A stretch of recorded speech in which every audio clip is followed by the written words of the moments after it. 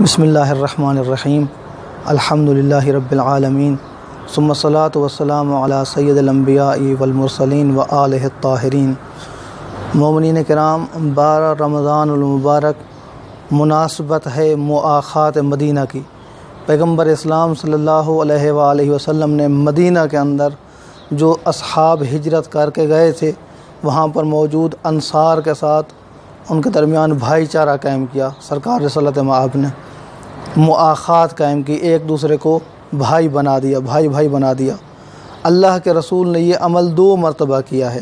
مکہ کے اندر بھی سرکار رسالت مآب نے اصحاب کو ایک دوسرے کا بھائی بنایا، مدینہ کے اندر بھی پیغمبر اسلام نے اصحاب کو ایک دوسرے کا بھائی بنایا۔ اور اللہ کا یہ عمل بغیر ضابطے، بغیر معیار، بغیر قاعدے اور بغیر اصول کے نہیں تھا، بلکہ جب بھی مؤاخات قائم کی تو دیکھا کہ دونوں کا مزاج کیسا ہے، دونوں کا نظریہ کیسا ہے، فکر کیسی ہے، سوچ کیسی ہے۔ جس کا نظریہ، جس کا مزاج، جس کی سوچ، جس کی فکر ملتی تھی، نظریات ملتے تھے، ان دونوں کو آپس میں بھائی قرار دیا۔ جیسا کہ مکہ کی مؤاخات کے اندر پیغمبر اسلام نے حضرت ابوبکر کو حضرت عمر کا بھائی قرار دیا، عثمان کو عبد الرحمن ابن عوف کا بھائی بنایا۔ مدینہ کے اندر بھی اسی طرح سے مؤاخات قائم ہوئی، لیکن ایک واقعہ دونوں کے اندر مشترک ہے کہ جب اللہ کے رسول اصحاب کو بھائی بنا لیتے ہیں تو آخری فرض جو بچتے ہیں وہ امیر المؤمنین حضرت علی علیہ السلام کے ذات اطہر ہوتی ہے۔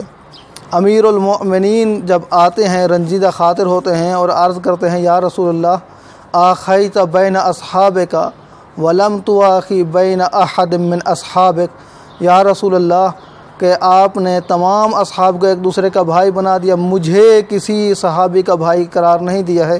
تو اللہ کے رسول ارشاد فرماتے ہیں، یا علی انت اخی فی الدنیا والآخرہ، یا علی یہ اصحاب آپس میں بے شک بھائی ہیں، لیکن میں رسول گواہی دے رہا ہوں، میں رسول کہتا ہوں یہ کہ تو میرا دنیا کے اندر بھی بھائی ہے، آخرت کے اندر بھی میرا بھائی ہے۔ تو یہ فضیلت امیر المؤمنین حضرت علی علیہ السلام کو حاصل ہے کہ چاہے وہ مؤاخات مکہ ہو یا مؤاخات مدینہ ہو، اللہ کے رسول نے امیر المؤمنین حضرت علی علیہ السلام کو اپنا بھائی منتخب فرمایا۔ اور یہ فضیلت امیر المؤمنین کی وہ فضیلت ہے کہ جس کے اندر علی علیہ السلام کا کوئی شریک نہیں ہے، اکیلے ہیں، وحدہ لا شریک ہیں، کوئی اس کے اندر مشارک نہیں ہے، کوئی اس کے اندر شریک نہیں ہے۔ دعا ہے کہ اللہ کی ذات ہمیں ماہ رمضان المبارک سے صحیح معنی میں استفادہ کرنے کی توفیق عطا فرمائے۔ والحمدللہ رب العالمین۔